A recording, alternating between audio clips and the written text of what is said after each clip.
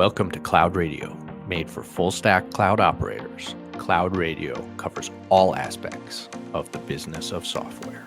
Welcome to Cloud Radio. We're happy to have Scott Stouffer on. He is the founder and CEO of ScaleMatters. And the reason we invited him on was for two reasons. One, he's got a great track record. He's been the CEO of a public company. He was last CEO of Salsa Labs, which was sold to a private equity firm named Excel KKR. And from there, he started ScaleMatters. And the other aspect of Scale that was important to us in thinking through guests was the fact that they have great visibility into pipelines and funnels across the SaaS industry. So it's more than a sample size of one. We can speak to various parts of leakage, trends, best practices, and making those insights from real data. So we're pleased to have Scott on. Hope you enjoyed the show. So Scott, how about you give us a background on your career and also what Scale does? Sure. Well, as you can tell, my career has been long, so we won't go into too much detail on that. But basically, I've been a serial tech entrepreneur for the last 30 years. This is my fifth company that I either started or was the CEO of. And my background, electrical engineering, undergraduate degree, MBA.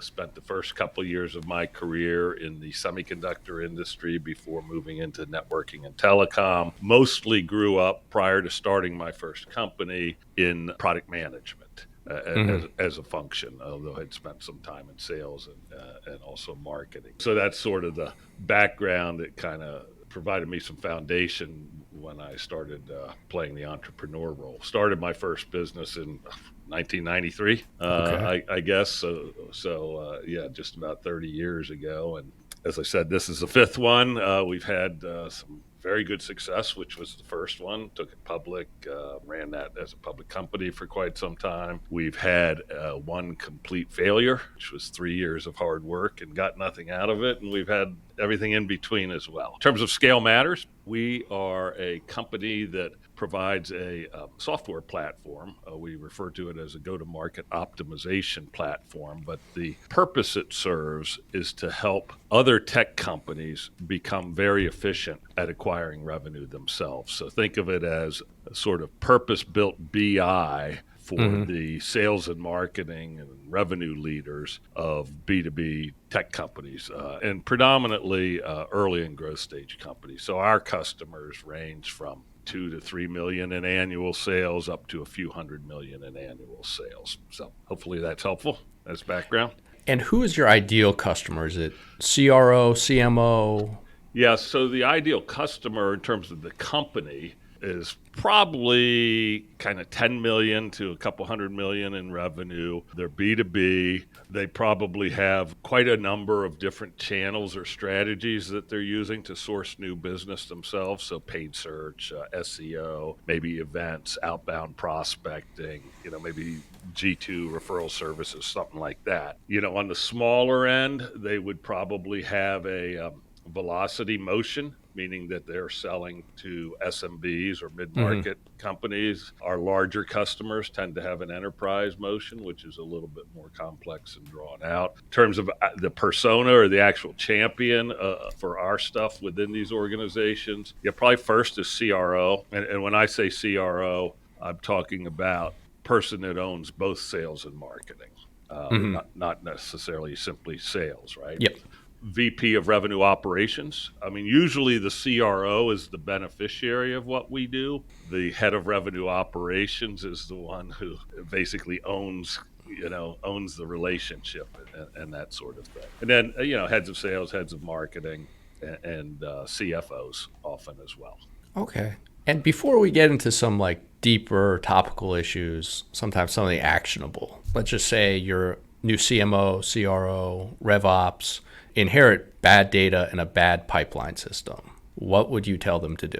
Well, the very first thing I would tell them to do is create a data dictionary. So basically start by saying, okay, what does our data model currently look like? And by data model, I mean, let's say they're using Salesforce, right? What are all these various fields that we have on the opportunity object, on the lead object? What do they mean? So the first thing I would do is make sure I have clarity about what exists today.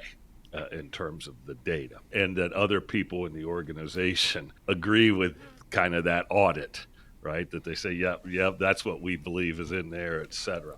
Then I would go through a process of trying to understand when you say inherit bad data. Often the reason they inherit bad data is because there's poor hygiene, poor practices in terms of, you might have 10 different salespeople and they all interact with the CRM differently, right? So that in and of itself completely undermines the integrity of the data. So I would start to do sort of an assessment of the hygiene and understand where, data is valid and where it isn't. So you have to start by understanding what you're working with. And that's what I would do first. And then you can decide, okay, generally the way I would think about this is what are the types of questions I'm going to need to be able to answer to do a very good job, right? Mm-hmm. Given those questions, what kind of information do I need to, inform me so I can actually make good answers? So you start developing almost a requirements of data or measurements that you're going to need to support your decision making. And then you can see where the gap is between what you've currently got and what you ultimately would need to have, a little bit more of a precise tool to help you. And given the switch kind of in the environment, are you seeing people like reforecast their stages or like edit their models right now, or should they be sticking to kind of doubling down on what they have? I don't think it matters. I think like when you say a shift in the environment, I assume you mean sort of the greater focus around efficiency and that sort of thing. I don't think the definition of stages, what it actually is matters that much. What matters is, does everyone understand it? And are people complying with it, right? So for example, a classic thing is, salespeople sort of hold back their opportunities. They keep them earlier in the pipeline, right? Because as soon as they get later in pipeline, they start getting a little bit more scrutiny from above. Yep. And, so while I understand that, it's not helpful. It's not helpful to the company, right? So I think it's less about rejiggering the model and more about, instilling discipline and compliance to the way company ought to operate so that the integrity of their data is actually good. For sure. That's really helpful. And I've seen on your, LinkedIn feed, it's some really interesting commentary on quotas. And personally, I've been observing on the data side, quota attainment, you can look at RepView and the trend is very much downward. And I'd be interesting to have you elaborate on like what quota means in 2023 and if people are doing anything wrong with quota.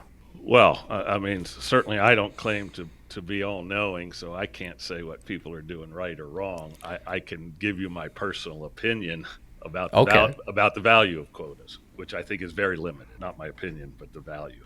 And why I say that, quotas are effectively an arbitrary number that leadership teams set. And if you think about why does a quota exist, simply to say, well, beneath this salesperson, you make this amount, you get above it, you get accelerators, right? Mm-hmm. So, but what a salesperson is actually capable of selling in terms of the volume of sales that a salesperson is capable of selling has absolutely nothing to do with their quota. Here's what it has to do with. If it's a velocity motion, right, the company sells to SMBs or mid-market companies, probably the vast majority of the top of funnel, when I say top of funnel, I mean the lead flow, is generated by marketing investments as opposed to salespeople going out knocking on doors, right?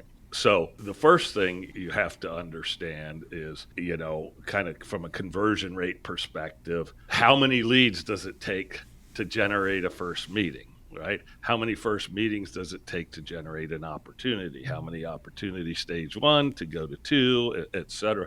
So you have to have a very good understanding of the top to bottom funnel leakage, if you will, which is completely independent of salespeople. It will vary. The bottom of funnel stuff will vary depending on the salesperson's skills. But generally speaking, the model for a company is, from lead to deal, and, we convert 1.2%, whatever it is. And by doing that, you can back into how many stage one opportunities a salesperson would have to deliver a certain, to deliver a deal, how many stage two. And you do have a reasonable understanding, you should, as a sales manager, have a reasonable understanding of how much time do we invest at this stage for any given customer, right? So you can start to actually use activity and time to figure out, okay, given that we'll need 16 stage one opportunities to generate a deal, and we spend about 45 minutes in stage one for each prospect, right? So we'll need 16 times 45 minutes for that. We need X number of stage two, and we spend an hour in that. So you can start to pretty quickly figure out how much time is invested by a salesperson to ultimately generate one deal, right? So let's say at 50 hours. Yep. To generate a deal. And then that, well, we start, if everyone worked 52 weeks, 40 hours a week, you have 80 hours. Reality is most people between holidays and vacation, it's maybe 47 weeks. So you're down to 1,900 hours or whatever it is. There's some efficiency taxes like time spent in meetings, right? And other stuff. Yep. So you can basically say, what is the starting capacity in terms of the number of hours that a salesperson really has available to sell, divide that number by that 50, and it says that's how many deals a salesperson has the physical capacity to do. Yep. Right? That's what should drive. Now, you might set, your average deal size, and you could just say, okay, well, it's that number times average deal size.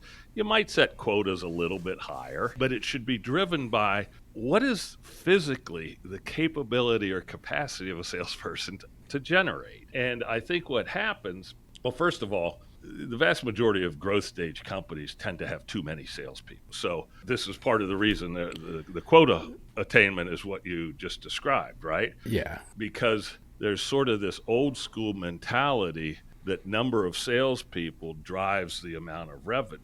But it doesn't. What drives the revenue is top of funnel. And then you have to have enough salespeople to basically fulfill the opportunities generated by the top of funnel. And so, but people still operate on this old school mentality that sales headcount is what drives revenue, which it rarely does. The only time it does is in motions where the salespeople are the primary source of top of funnel, meaning the salespeople are out prospecting, building their own pipeline, right? In those scenarios, you say, okay, there's a relationship between revenue and sales headcount. Everything else, there's not. And so, being a little long-winded, so I'll try to bring this to an end. But so my whole point with quotas is it's simply a way of managing compensation and ultimately managing cost of acquisition, because ideally, if you're not achieving the level of sales that you would like to, you want to make sure you're not, paying too much money for that, right? Yep. And of course, if you're overachieving, the fact that you can pay a higher amount to the salespeople, it's still a relatively low marginal cost of acquisition.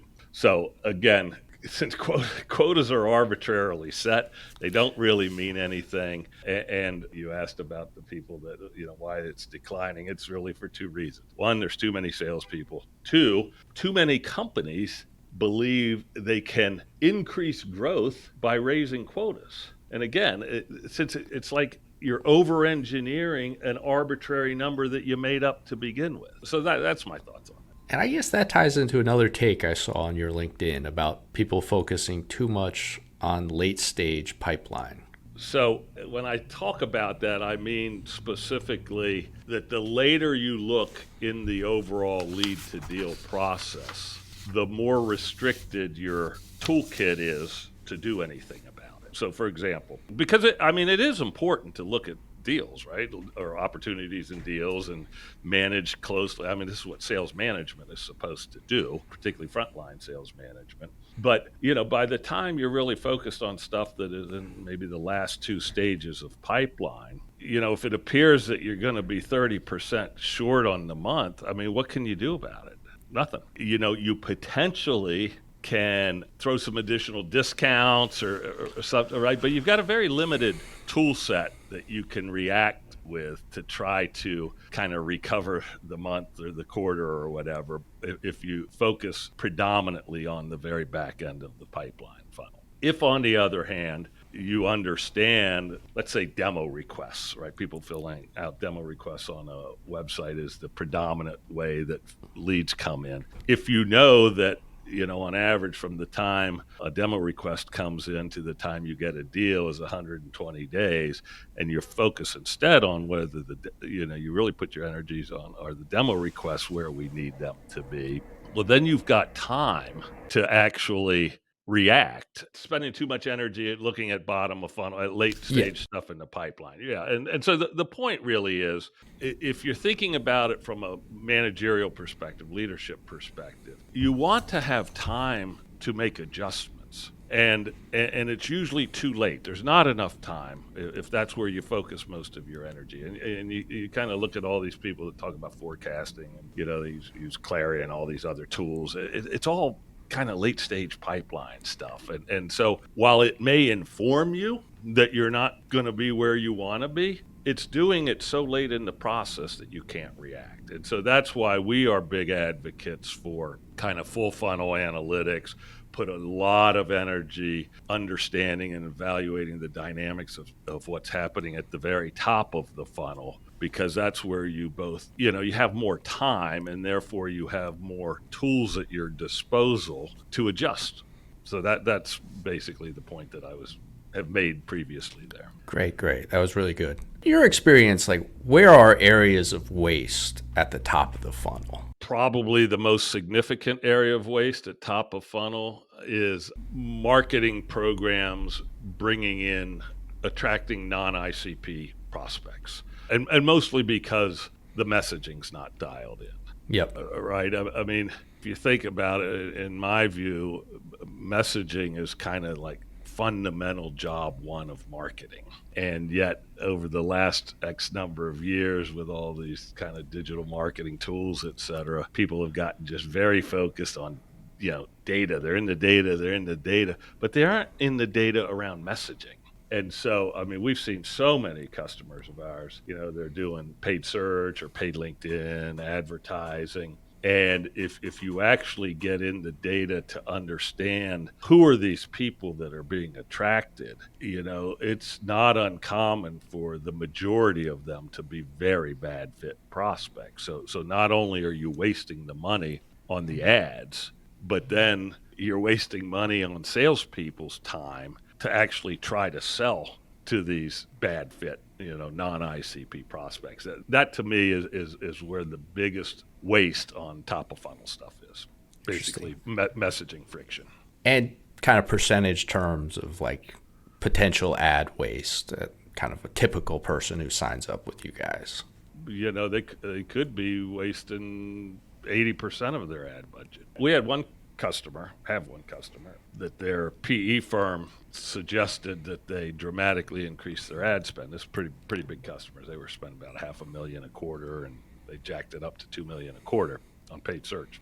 And they did see the leads go up, but platform that we provide, they were able to actually see as soon as they increased their spend, they saw a dramatic increase in web sessions driven from paid search, which is what you would expect to see, right? More people coming to the website. But as soon as the sessions count went up, the conversion rate from the website to demo requests went down. Shortly thereafter, and I mean within a week, the conversion rate from demo requests to opportunities went down. And, a few weeks later, we saw a precipitous drop in the overall opt-to-deal win rate. So basically what that showed was that this entire strategy of dramatically increasing spend, it was all wasted because all they were doing was bringing in people that couldn't convert. And, it's sometimes depending on which metric you were looking at, if the website conversion rate metric had stayed the same, then it would have been an issue that they were just generating too many leads and didn't have enough salespeople to process them,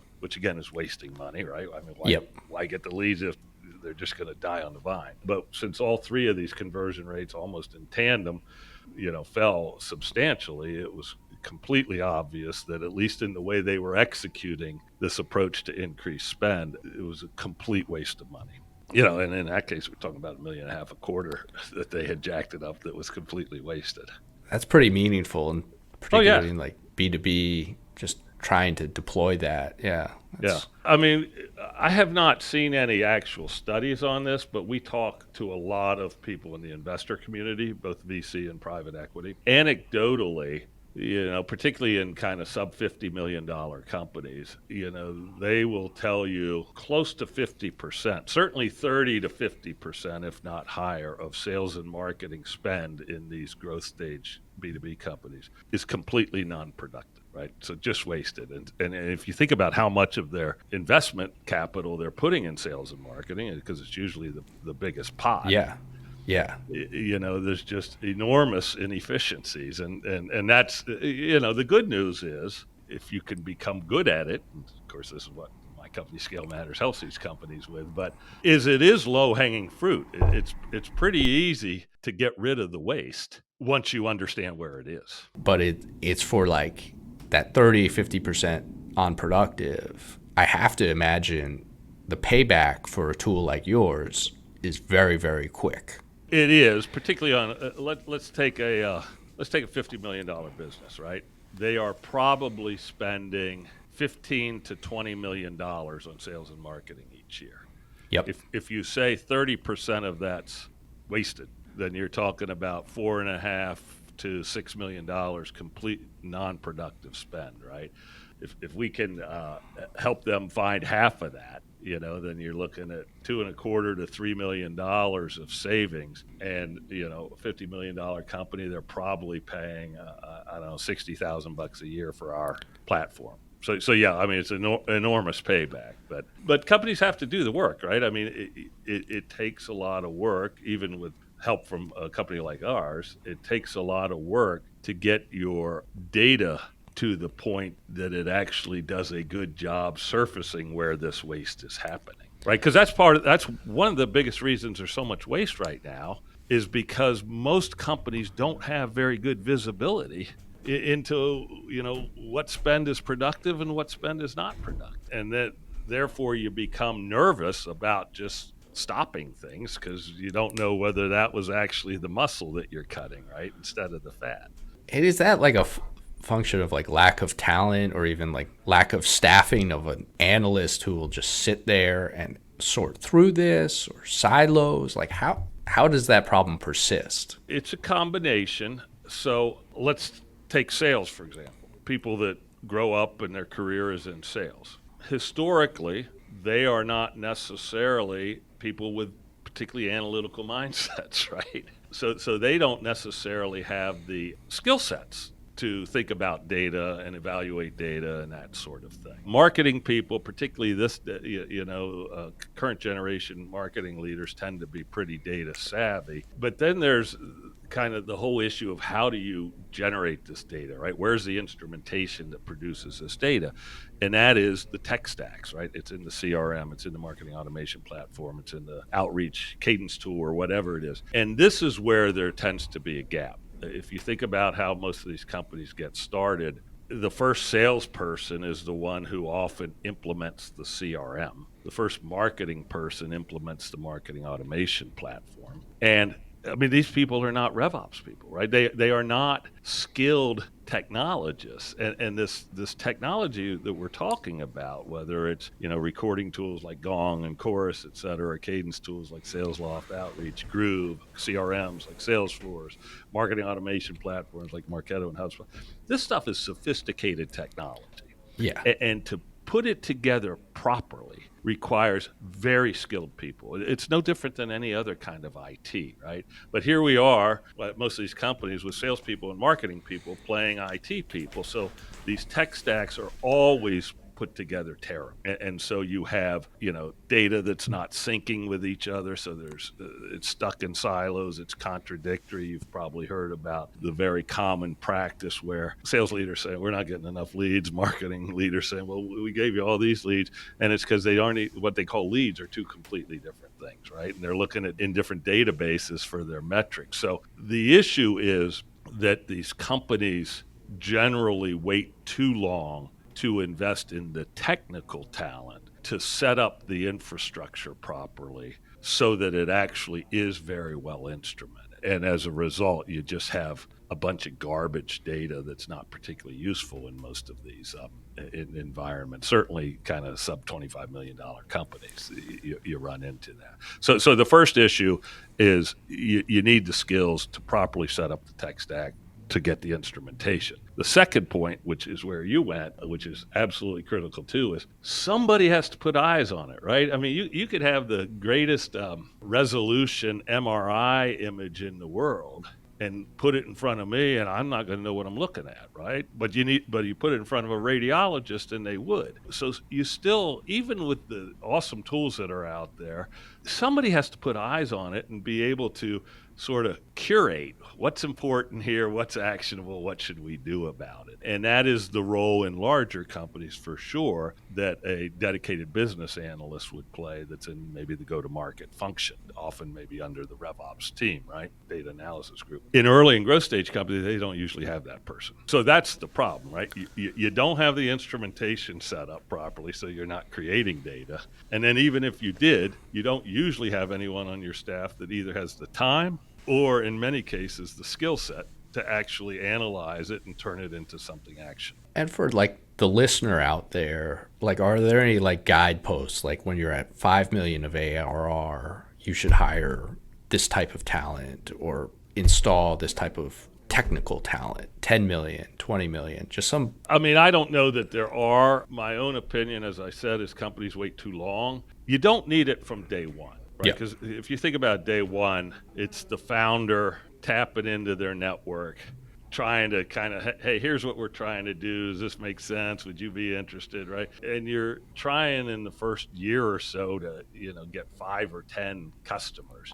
You can manage all that by hand, right? So it's kind of at the point that you've sort of proven that people will buy your stuff. And now maybe you're going to go raise money. And this is often kind of at the same point that a company would raise a Series A investment is, okay, we've proven we can sell this thing, at least the founder can. We've talked to the customers who have bought it. They seem to be getting great value out of it. So it looks like we've got something that has product market fit. Now let's raise some money to actually invest in building some kind of repeatable approach to go to market, right? At that point, I would say, is when you need to bring in professional RevOps. Whether it's in-house, you may not have enough going on to justify full-time. So in that case, there are plenty of options out there in terms of service providers. But you want to make sure that you set up from the beginning kind of, here's our sales playbook, here's our marketing playbook, and here's our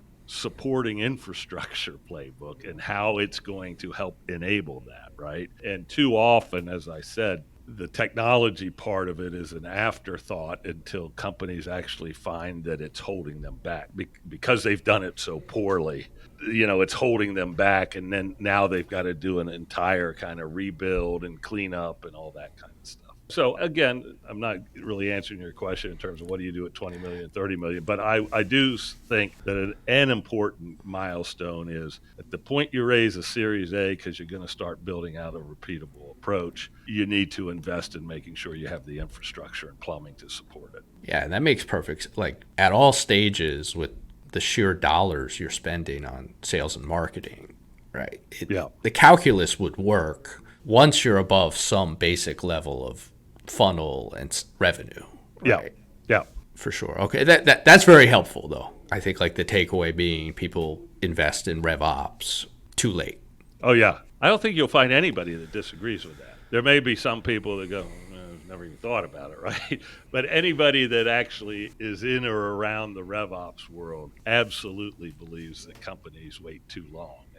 And then they have to go through this, this whole recovery process to clean everything up, and that's very painful. Yeah, that was my experience in SaaS private equity. Like, came from a true corporate private equity background, so your natural inclination would be like all forms of overhead are bad. Mm-hmm. But when we got involved with one of our portfolio companies, like we saw like just how much burden was actually like held by our salespeople and how little support they had. And we kind of invested in one RevOps person, and it made a massive difference. And we were able to install tools and do It does. things. It does make a difference for exactly, and yeah, it feels like overhead.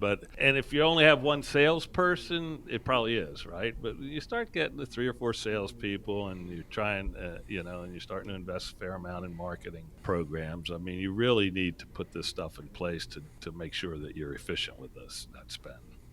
And not sure if you'd want to comment on any of this, but I imagine, with your client base and the nature of your tool, you have a lot of visibility into trends, right? Mm-hmm. Mm-hmm. Are there anything you're seeing in kind of 2023 in terms of sectors or motions that are strong or weak that would be kind of interesting for an overall SaaS audience to hear about? Yeah. So what I will say is that the companies that seem to be doing fine fall into 2 camps as I can think about it. One is they're selling to major enterprise, traditional large enterprise that are largely unaffected by any of the stuff going on in the tech world today. Mm-hmm. 2 companies that are unaffected are selling into situations where it's a compliance play. So there are regulatory things that force their customers to have to buy stuff, right? Yep. Outside of that, and particularly with companies like ours that are selling to tech companies, it's a very tough climate. Yeah. We are seeing companies that had been, growing substantially, actually really struggling to bring in new customers. We are seeing sales cycles quite a bit prolonged, right? Because, certainly, some companies have gone to a cost neutral position on software, which is, if we're buying something, we have to get rid of something else, right? So all of that adds to the sales cycle. Or, now there's a whole nother layer of approval in today's environment because, again, trying to clamp down on spend. So all of the predominant thing we're seeing is an effect on sales cycle. And will you say the top of the funnel is okay, up, down? It's down. Right, because a number of people know they can't buy anything, so why spend your time Googling to find something, right? Yeah, that's interesting. Is we keep, as part of our research practice, kind of use some high intent search data as a proxy for the funnel. It's very rough. Yeah. And it's been pretty stable. Yeah. Which is interesting. And, I've looked at that as, okay, this has to be a sales cycle issue. But your point makes perfect sense. Like, if you're not going to implement HubSpot, why would you Google HubSpot pricing? Yeah. Now, I would absolutely say we're seeing more impact in the bottom of the funnel. Okay. Than we are at the top of funnel, but there is some impact at top of funnel for sure. And I guess this is kind of a trick question. In 2023, would you rather be a VP of sales or a chief marketing officer? Well, in 2023, I would rather be a VP of sales. And again, the reason I answer that is because in this climate, companies are watching spend. Companies are decreasing spend. The first thing that companies decrease spend on is tools. The second thing is marketing programs, right? Because companies try desperately not to remove headcount, right? Headcount is always the last thing where you start tightening the belt. So if I'm the head of marketing, I think an awful lot of what I'm doing, particularly since I've, been battered enough over 20 years as a CMO to know that nobody believes any of our marketing programs do anything for us, that it's generally viewed as discretionary spend. Right. And people have little tolerance for arguments about brand and stuff like that when it's time to, tighten spend. That makes perfect sense. So I noticed you have like an ROI calculator on your site. And I guess 2-part question, like kind of could you walk us through kind of what the ROI of ScaleMatters is? And then part B that I'm also interested in is like, how does like a quantified ROI message kind of resonate with your specific audience, like CROs or CMOs?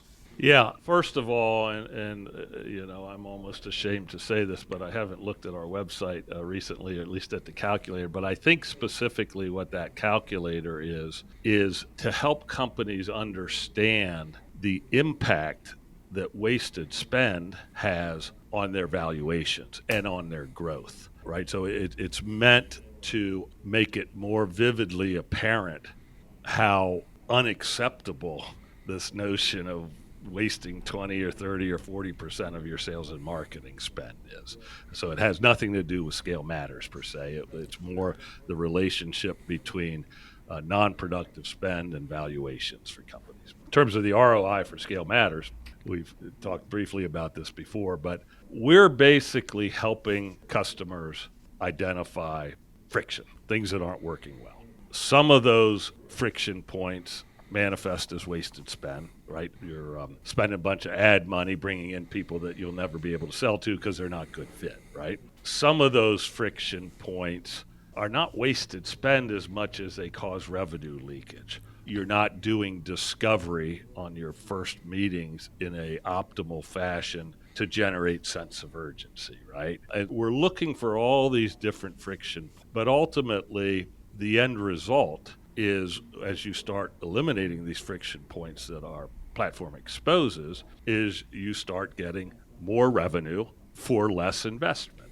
And, we often focus on the wasted spend because that's really easy to do, right? So again, $50 million companies probably spending 15 to 20 million on sales and marketing. If 30% of that is completely non-productive, then you're talking about, $4.5 to $6 million of wasted spend. We feel pretty confident we'll help surface at least half of that. And then if you take steps to remove that, once you see where it is, you're going to end up saving, a couple $1 million, $3 million a year that you otherwise were just throwing away. Now, if we did the ROI on that, $2 to $3 million a year savings, and $50 million company, they're maybe spending 60 grand on us, something like that. It's huge. Companies won't necessarily, though, take the saving.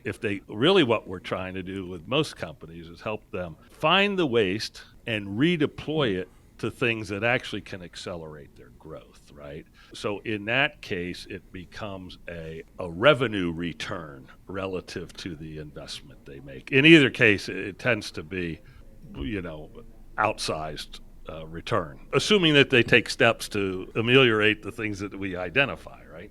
Yeah, that's interesting too. I can see from like a value creation perspective that reinvestment actually really even multiplies an already high ROI, gets redeployed, and valuation considerations and the like. Exactly. And again, the challenge with that is, generally speaking, in these size companies, sub 100 million, the only people that really think that way are the CEO and CFO. Right? The revenue leaders aren't necessarily thinking about valuation multiples and multiple expansion because we're actually driving faster growth and stuff like that. The head of sales is thinking, what do I got to do to get my number? So they're less, even though economically the valuation multiple thing is by far the most compelling ROI, the people we're usually selling to actually don't care about that. They say they care, but that's not what they're staying up at night thinking about, right? They're staying up at night thinking, I need to keep my job. To keep my job, I need to make my number. Yeah, KPI, and you kind of lose sight of like what you ultimately, kind of make money on over your time at that company. Right. Is the equity. Well, that's it. And one last one, because I can only imagine, company like yours, you probably get a lot of inbound investor inquiries, like young private equity associates, VPs, partners, like trying to reach out and do some investment prospecting.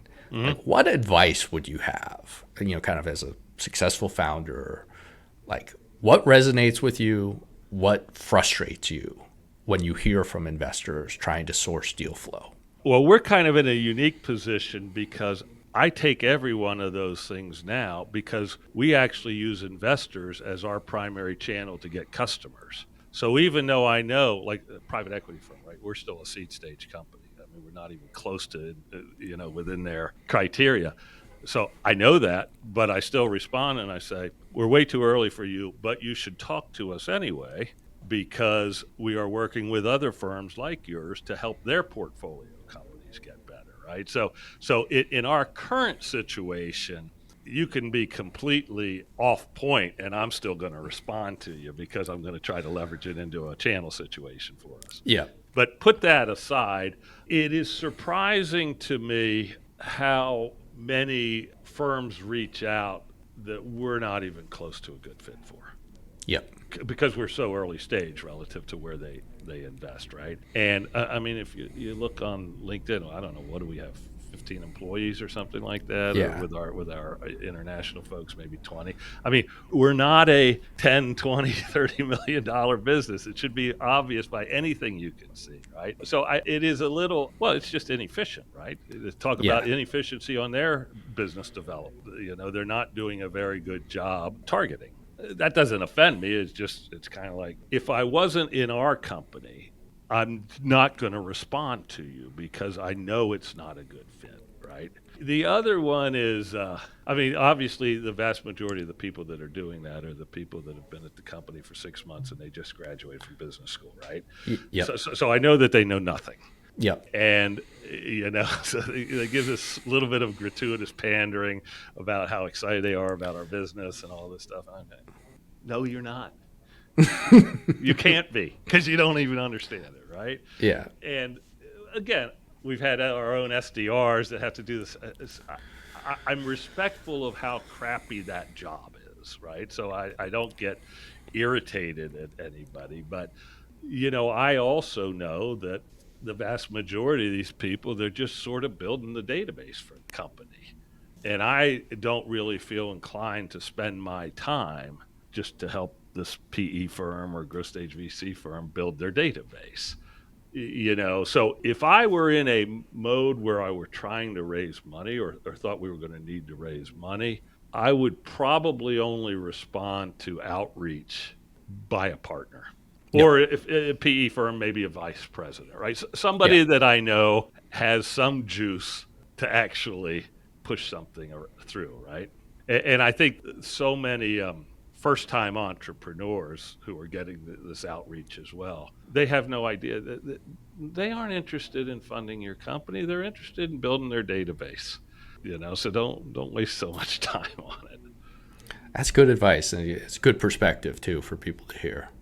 Just for everyone who's enjoyed this, could you give me one last pitch on ScaleMatters? What do you do? Who are your customer types? How do they find you? Yeah, absolutely. And thanks for asking. So our customers are early and growth stage B2B tech companies. So 3 million revenue to 300 million revenue. What we specifically do, we are a purpose-built data analytics platform for go-to-market leaders. And what we're helping them do, we're giving them precise visibility into what's working, what's not, the why behind it across their entire go-to-market motion from lead to deal, full funnel analytics. And the outcome that our customers are achieving is by having this visibility, particularly into the friction, right? One of the things we've sort of recognized is the way to become more efficient is to eliminate the inefficiencies. And so our platform is extraordinary at surfacing friction and inefficiencies. Our customers then have that insight and they go remove those friction points and they end up dramatically improving their CAC payback, their SaaS magic number, whatever KPI they focus on from an efficiency perspective. I would say reliably are helping these companies, get 20% improvements or more within 12 months. And we've had some outliers that have, seen like a 70% reduction in CAC. How do you get a hold of us? You can certainly go to ScaleMatters.com or you can reach me, Scott Stouffer, my name. Email is scott@ScaleMatters.com. And I generally look at every first line in every email. So be efficient and I will respond. Even if you're a private equity associate? Yeah, I'll look at it to decide whether I want to open it or not. Okay, that's good. Well, it sounds like you've got a good product. Really appreciate all the time and insights here. I think this has been a great episode. Sure, Matt. Thanks for having me and good luck the rest of the way. All right. Thanks, Scott.